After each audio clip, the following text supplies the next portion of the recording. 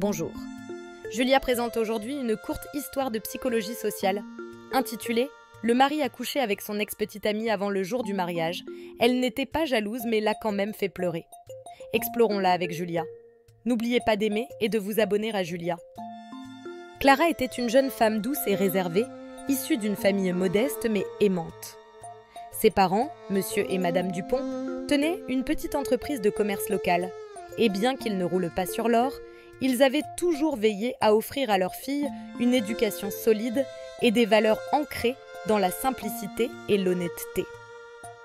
Clara, fraîchement diplômée en commerce international, avait décidé de ne pas rejoindre l'entreprise familiale. Elle voulait prouver qu'elle pouvait réussir par elle-même, loin de l'ombre protectrice de ses parents. C'est ainsi qu'elle avait décroché un poste dans une société d'import-export où elle fit la rencontre d'Hugo. Hugo était le chef de son département. Grand, charismatique, avec un sourire qui semblait pouvoir désarmer n'importe qui, il avait immédiatement attiré l'attention de Clara. Mais ce n'était pas seulement son apparence qui la fascinait.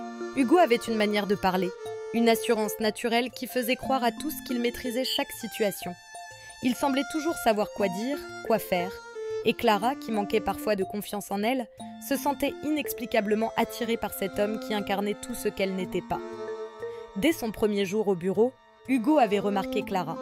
Elle n'était pas comme les autres employés, souvent trop bruyante ou trop superficielle à son goût. Clara avait une élégance discrète, une manière de se mouvoir et de parler qui trahissait une éducation soignée. Il avait décidé qu'elle serait sa prochaine conquête. Hugo, bien qu'il se donnât l'image d'un homme sérieux et travailleur, était en réalité un séducteur invétéré. Il aimait le jeu de la chasse, le frisson de la conquête, mais il se lassait rapidement une fois qu'il avait obtenu ce qu'il voulait. Pourtant, avec Clara, il sentait que ce serait différent. Elle semblait si pure, si innocente, qu'il était persuadé qu'elle tomberait sous son charme en un rien de temps. Les premiers mois, Hugo joua la carte de la patience. Il ne voulait pas effrayer Clara en se montrant trop direct. Il commença par de petites attentions. Un café posé sur son bureau le matin, des compliments discrets sur son travail, des regards prolongés lors des réunions. Clara, d'abord méfiante, finit par se laisser séduire. Elle n'avait jamais connu un homme comme Hugo. Il semblait si sûr de lui, si protecteur.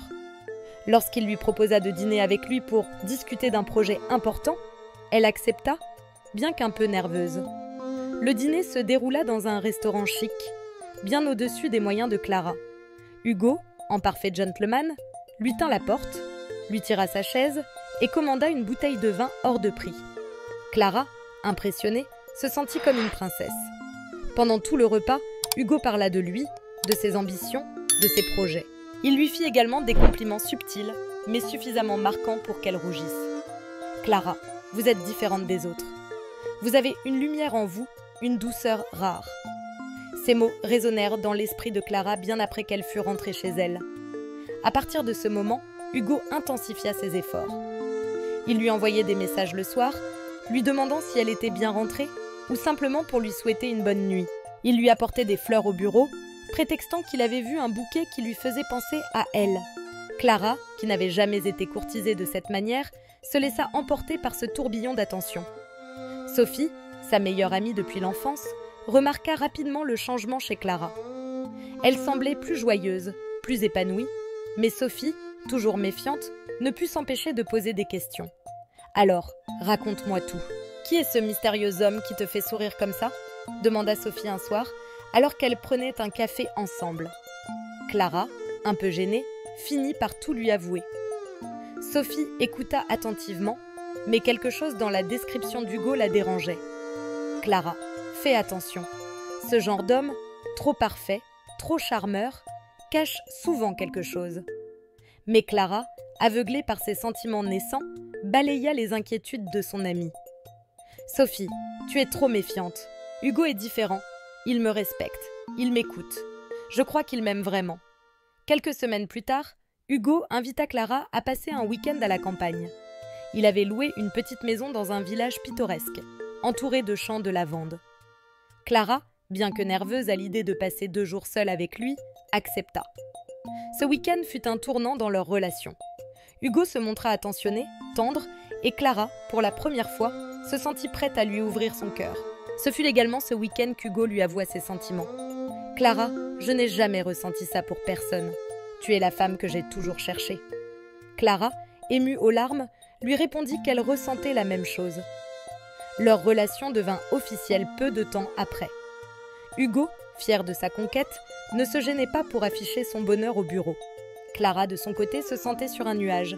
Mais Sophie, toujours sceptique, décida de rencontrer Hugo. Elle voulait s'assurer que cet homme était digne de son ami. Lorsqu'elle le vit pour la première fois, elle fut frappée par son charme, mais quelque chose dans son regard la mit mal à l'aise. Hugo semblait trop sûr de lui, presque calculateur. Pendant tout le dîner, il parla de lui, de ses réussites, de ses ambitions, mais il ne posa presque aucune question à Clara. Sophie, en sortant du restaurant, prit Clara à part. « Je ne sais pas, Clara. Il y a quelque chose chez lui qui ne me plaît pas.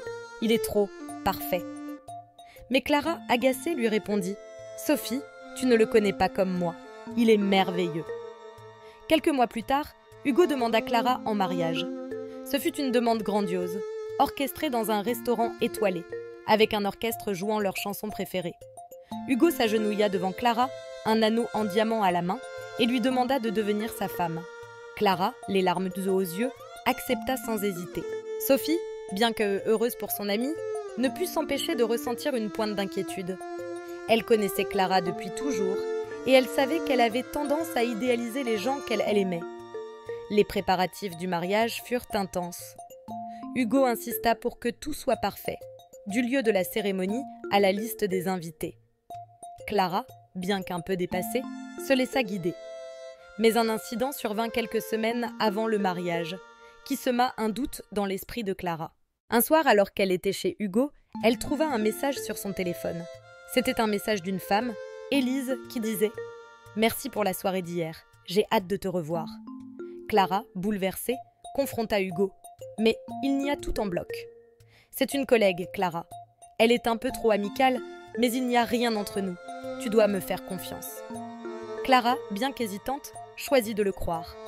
Le jour du mariage arriva enfin. Clara, dans sa robe blanche, était magnifique. Hugo, dans son costume sur mesure, semblait être l'homme parfait. Mais au fond d'elle, Clara ne pouvait s'empêcher de ressentir une légère appréhension. Était-elle en train de faire le bon choix? Tandis qu'elle avançait dans l'allée, le regard fixé sur Hugo, elle se dit qu'il était trop tard pour reculer. Elle l'aimait et elle espérait de tout cœur qu'il serait à la hauteur de ses promesses. Le mariage de Clara et Hugo avait été somptueux, un véritable conte de fées. Mais dès que les portes de la maison familiale d'Hugo se refermèrent derrière elle, Clara comprit que sa nouvelle vie serait bien différente de ce qu'elle avait imaginé. La demeure, bien que spacieuse et élégante, semblait froide et austère, à l'image de sa belle-mère, Madame Louise. Dès le premier jour, Clara sentit le poids du regard de cette femme, un mélange de mépris et de jugement. Madame Louise, veuve depuis de nombreuses années, avait élevé Hugo seul et voyait en lui l'aboutissement de tous ses sacrifices. Elle n'avait jamais caché son ambition de le voir épouser une femme de son rang, et Clara, avec ses origines modestes, ne correspondait en rien à ses attentes. Le premier dîner en famille fut révélateur. Clara, désireuse de faire bonne impression, avait passé l'après-midi à préparer un repas qu'elle espérait à la hauteur. Mais dès qu'elle posa les plats sur la table, Madame Louise fronça les sourcils. « C'est ça que tu appelles un dîner ?» lança-t-elle d'un ton glacial. Clara, décontenancée, tenta de répondre, mais Hugo, absorbé par son téléphone, ne leva même pas les yeux pour la défendre. « Maman, laisse-la, elle s'habituera », dit-il finalement, d'un ton détaché. Ces mots, loin de rassurer Clara, lui firent comprendre qu'elle serait seule face à sa belle-mère. Les jours suivants ne furent guère meilleurs. Madame Louise trouvait toujours une raison de critiquer Clara. Sa manière de cuisiner, de s'habiller, de parler. « Tu es trop lente, tu n'as aucun goût, Hugo mérite mieux », répétait-elle sans cesse.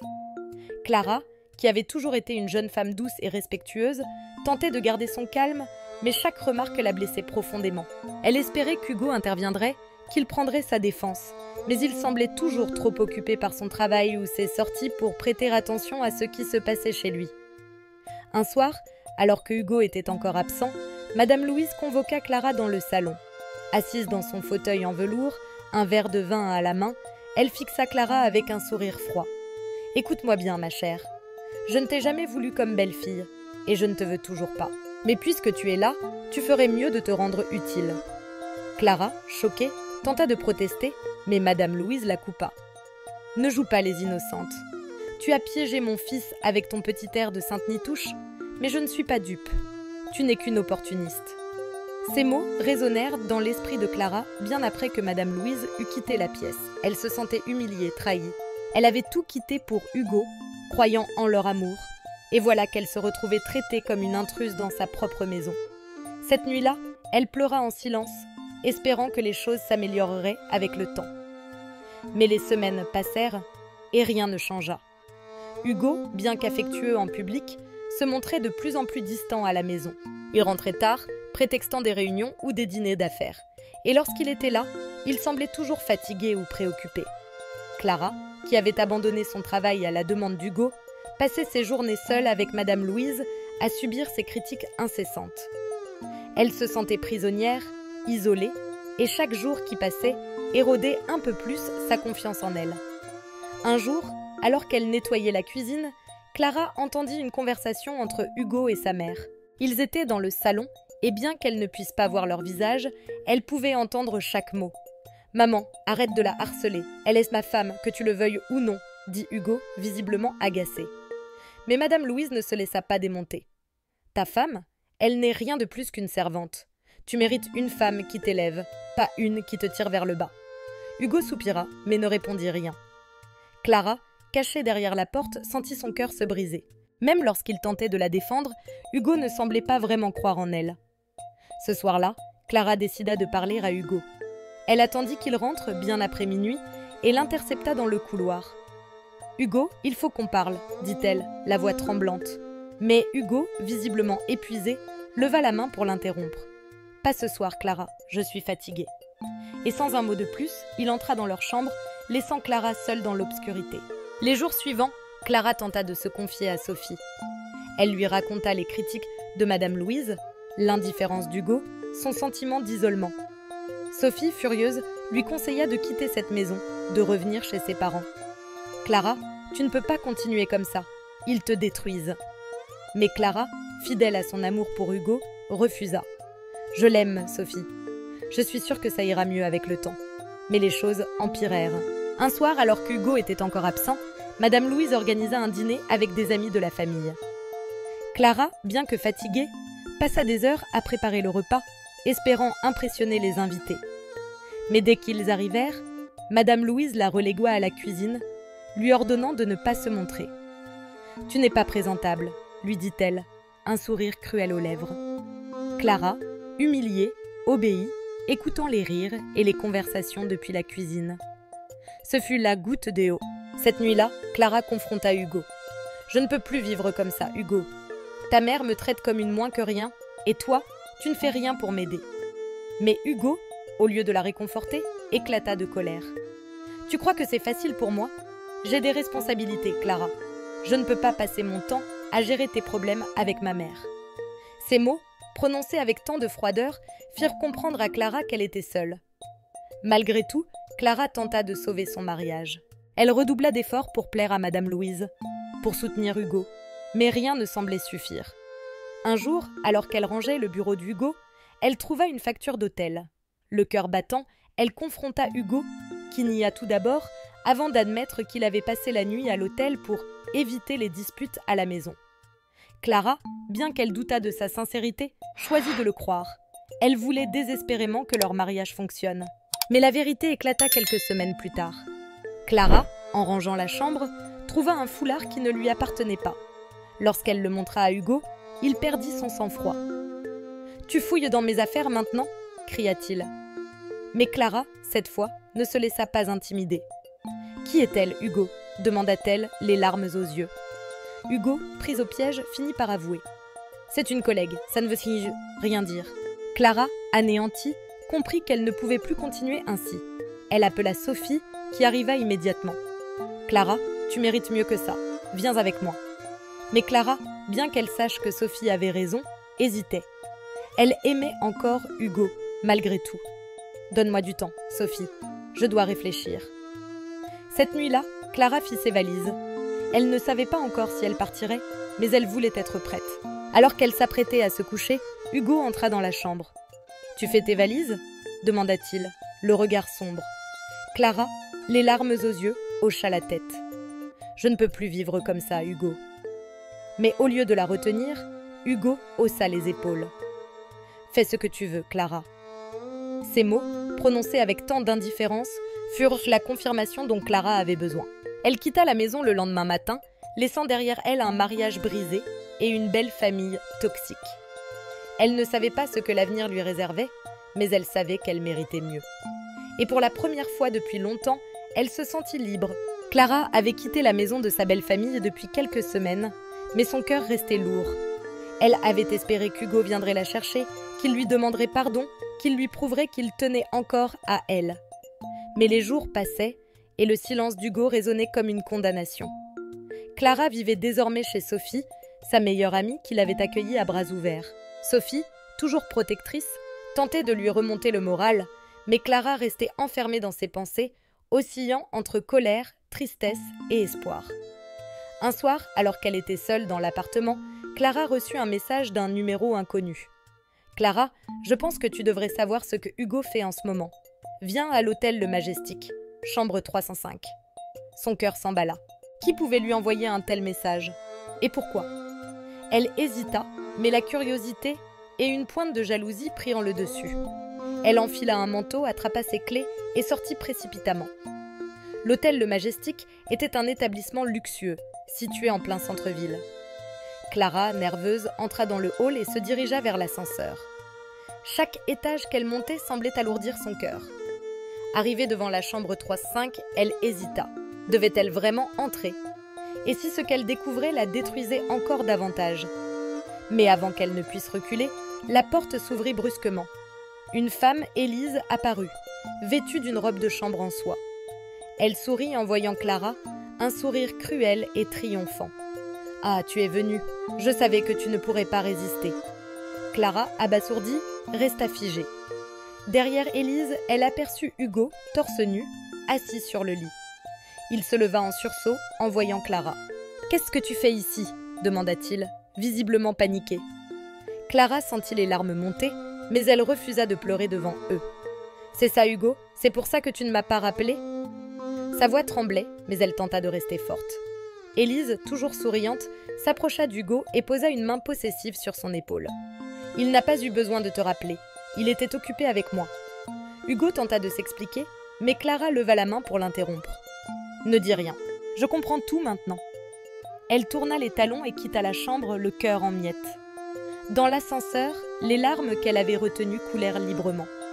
Elle se sentait trahie, humiliée. Comment avait-elle pu être si aveugle? Comment avait-elle pu croire que Hugo l'aimait encore? De retour chez Sophie, Clara s'effondra sur le canapé. Sophie, qui venait de rentrer, la trouva en larmes. « Clara, qu'est-ce qui s'est passé ?» Clara lui raconta tout, entre deux sanglots. Sophie, furieuse, se leva d'un bond. « Cet homme est un monstre. Il ne te mérite pas, Clara. Tu dois l'oublier. » Mais Clara, malgré la douleur, ne pouvait s'empêcher de penser à Hugo. Elle l'aimait encore, même si elle savait qu'il ne le méritait pas. Les jours suivants furent un véritable calvaire pour Clara. Elle évitait de sortir, de peur de croiser Hugo ou Élise. Mais un matin, alors qu'elle buvait son café, elle reçut un appel d'Hugo. Elle hésita à répondre, mais la curiosité l'emporta. « Clara, je suis désolée, je veux te parler. » Sa voix semblait sincère, mais Clara n'était pas prête à lui pardonner. « Il n'y a rien à dire, Hugo, tu as fait ton choix. » Elle raccrocha, les mains tremblantes. Mais Hugo ne renonça pas. Il lui envoya des messages, lui laissa des messages vocaux, lui envoya même des fleurs. Clara, bien que touchée, restait méfiante. Elle savait qu'Hugo était un manipulateur, qu'il savait exactement quoi dire pour obtenir ce qu'il voulait. Mais une part d'elle espérait qu'il avait changé, qu'il était sincère. Un soir, Hugo se présenta chez Sophie.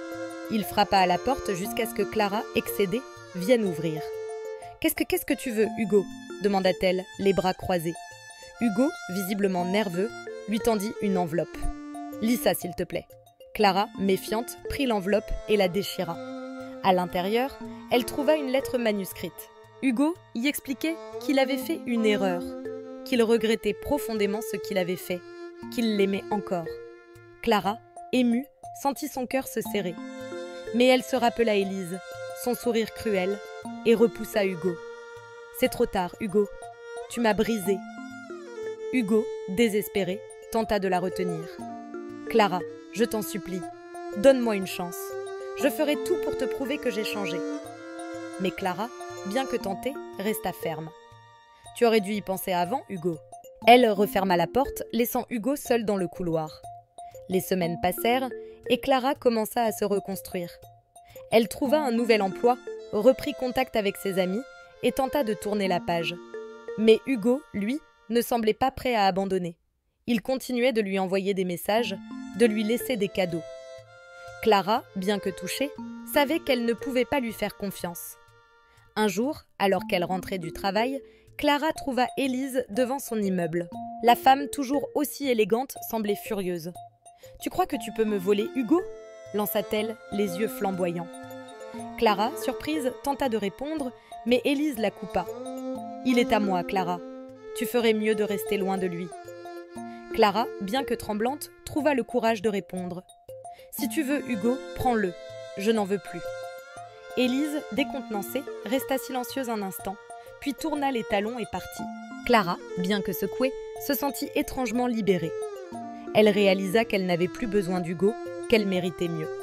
Ce soir-là, elle appela Sophie et lui raconta tout.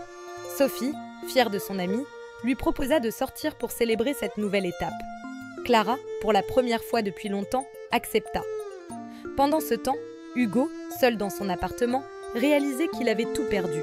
Il pensait pouvoir reconquérir Clara, mais il comprenait maintenant qu'il l'avait blessée au-delà de toute réparation. Il se souvenait de leurs moments heureux, de son sourire, de sa douceur. Il savait qu'il ne trouverait jamais quelqu'un comme elle, mais il était trop tard. Clara, quant à elle, commençait à entrevoir un avenir sans Hugo. Elle savait que ce ne serait pas facile, mais elle était déterminée à se reconstruire, à retrouver sa joie de vivre. Elle méritait d'être heureuse et elle ne laisserait plus personne lui voler cela. Clara avait pris sa décision. Après des semaines de doutes, de larmes et de nuits sans sommeil, elle savait qu'elle ne pouvait plus continuer ainsi. Hugo l'avait trahie, humiliée, et malgré ses tentatives de réconciliation, elle ne pouvait plus lui faire confiance. Elle méritait mieux. Ce matin-là, elle se rendit au tribunal pour déposer une demande de divorce.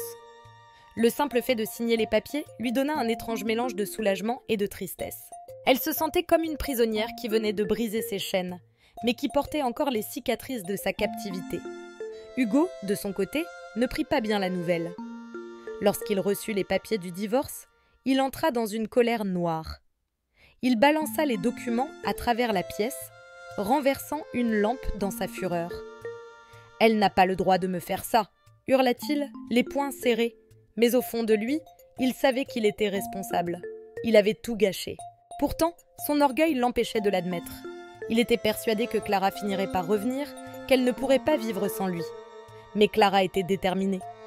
Elle avait déjà commencé à reconstruire sa vie. Elle avait trouvé un nouvel appartement, un petit 2 pièces modeste mais chaleureux, où elle se sentait enfin chez elle. Elle avait également repris contact avec ses parents, qui l'avaient accueillie à bras ouverts. Monsieur et Madame Dupont, bien qu'inquiets pour leur fille, étaient fiers de la voir reprendre le contrôle de sa vie. « Tu es forte, Clara », lui disait souvent sa mère. « Ne laisse personne te faire douter de ta valeur. » Pendant ce temps, Hugo voyait sa vie s'effondrer. Sa relation avec Élise, qui avait commencé comme une aventure excitante, se détériorait rapidement. Élise, qui avait espéré qu'Hugo quitterait Clara pour elle, se sentait trahie de ne pas être la priorité dans sa vie.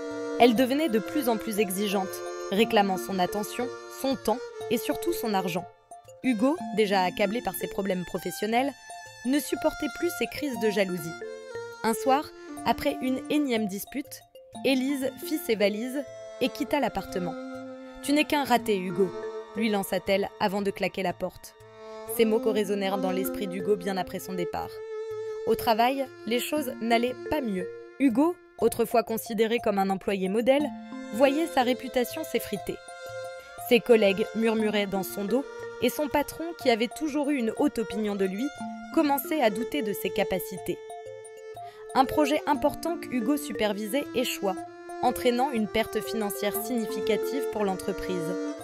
Lors d'une réunion tendue, son patron le convoqua dans son bureau. « Hugo, je ne sais pas ce qui se passe avec toi, mais tu n'es plus le même. Si ça continue, je vais devoir envisager de te remplacer. » Ces paroles furent un coup de massue pour Hugo. Il avait toujours été fier de sa carrière, de son statut. Perdre son travail serait une humiliation insupportable. Mais malgré ses efforts pour redresser la barre, les choses ne faisaient qu'empirer. Les erreurs s'accumulaient et Hugo, accablé par le stress, commença à boire pour oublier ses problèmes. Chaque soir, il s'enfonçait un peu plus dans l'alcool, espérant noyer sa culpabilité et sa douleur. Clara, de son côté, continuait à avancer. Elle avait trouvé un nouvel emploi dans une petite entreprise locale, où elle se sentait appréciée et respectée. Elle avait également renoué avec Sophie, qui restait son pilier dans les moments difficiles. Un soir, alors qu'elles dînaient ensemble, Sophie lui demanda « Tu as des nouvelles d'Hugo ?» Clara secoua la tête. « Non, et je ne veux pas en avoir. Il fait partie du passé. » Mais malgré ces paroles, une part d'elle ne pouvait s'empêcher de se demander comment il allait. Elle eut sa réponse quelques jours plus tard. Alors qu'elle rentrait chez elle, elle croisa Hugo devant son immeuble.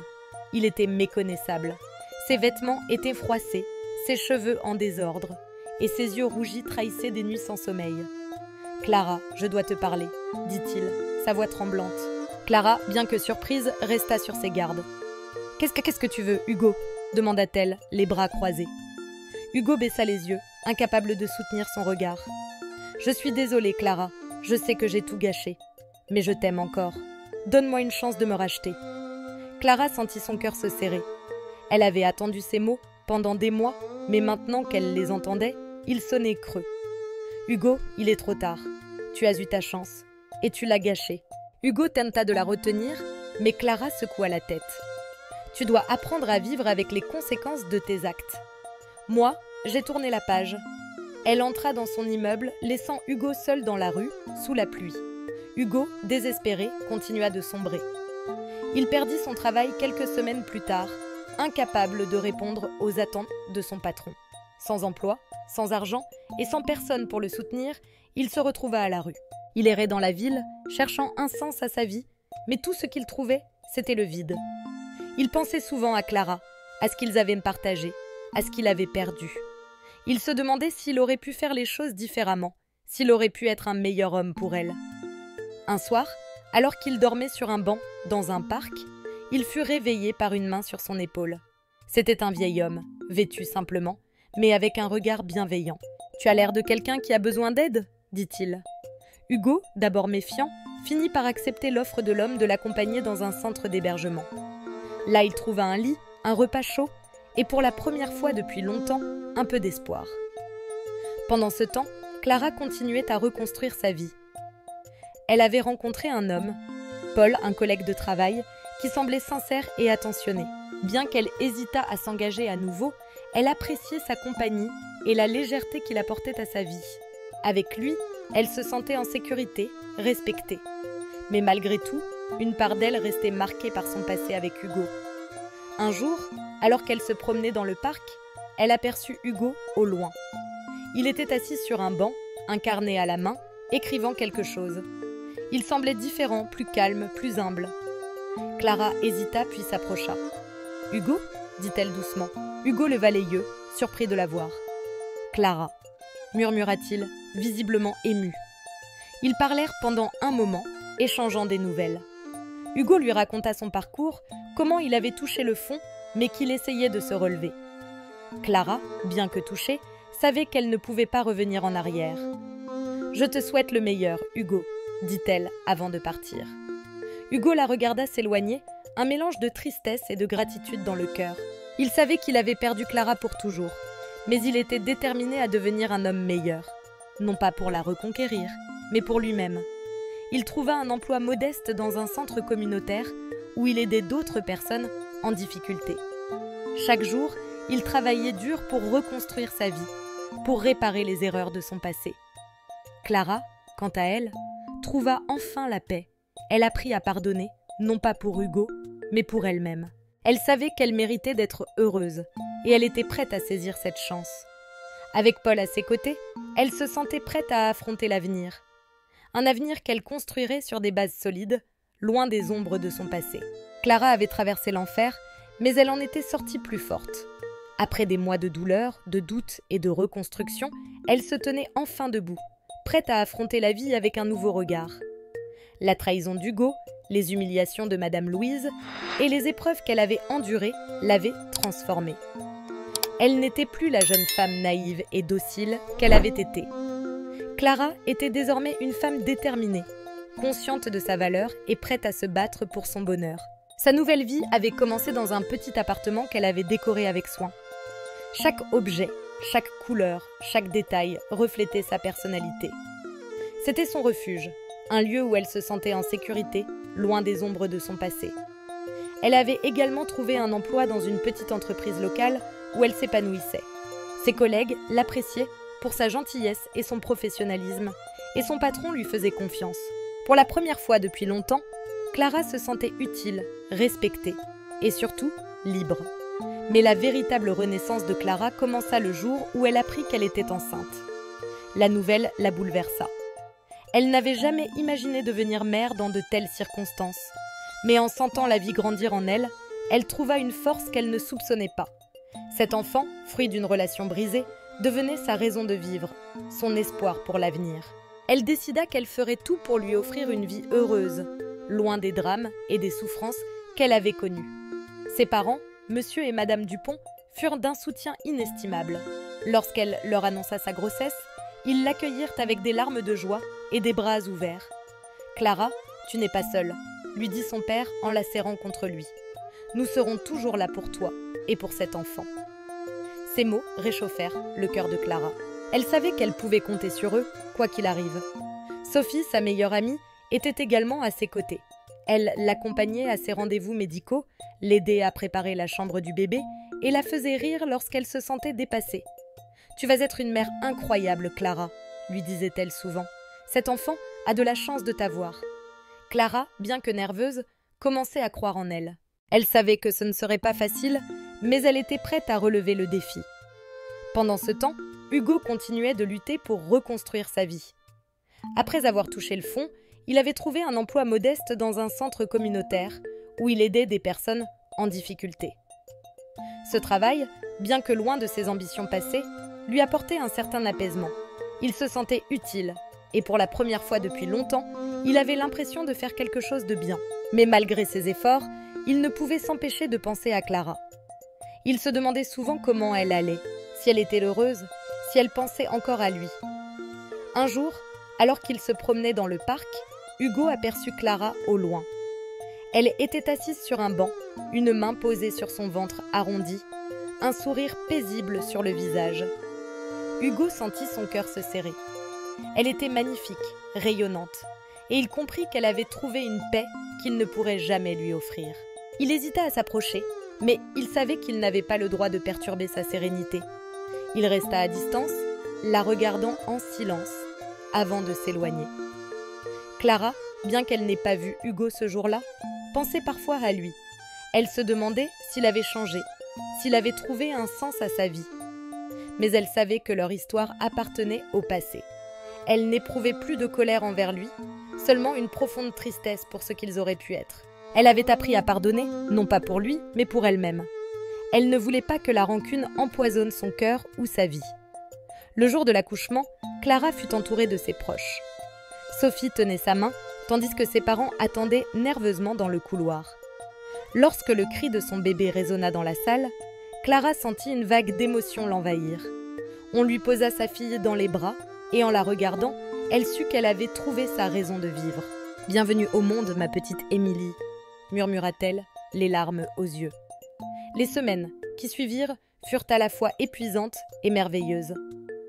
Clara découvrait les joies et les défis de la maternité, mais chaque sourire, chaque regard de sa fille lui donnait la force de continuer. Elle était déterminée à être la meilleure mère possible, à offrir à Émilie une vie remplie d'amour et de bonheur. Un jour, alors qu'elle se promenait avec Émilie dans le parc, Clara croisa Paul, un collègue de travail qui lui avait toujours témoigné une grande gentillesse. Paul, un homme doux et attentionné, s'arrêta pour discuter avec elle.